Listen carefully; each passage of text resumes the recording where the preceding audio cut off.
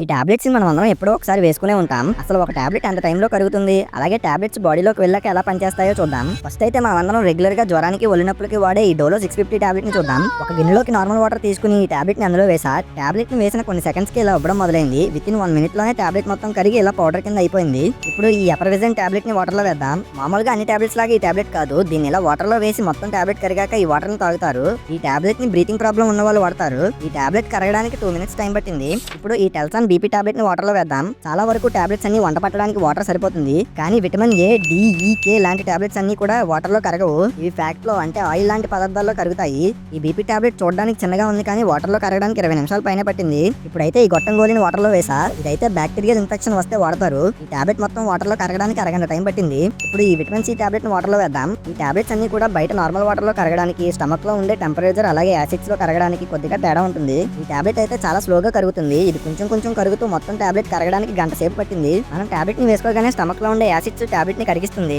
Tablet చిన్న చిన్న molecules గా మారి చిన్న ప్రేగు ద్వారా బ్లడ్ ప్రెషర్ లో కలుస్తుంది. ఇలా బాడీలో ఉండే ప్రతి పార్ట్ కి బ్లడ్ వెళ్తుంది. అప్పుడు మన బాడీలో ఎక్కడ ప్రాబ్లం ఉందో అక్కడ పనిచేసి పెయిన్ తగ్గిస్తుంది. ఆల్మోస్ట్ మనం ఏ టాబ్లెట్ ని వేసుకున్నా ఇదే జరుగుతుంది.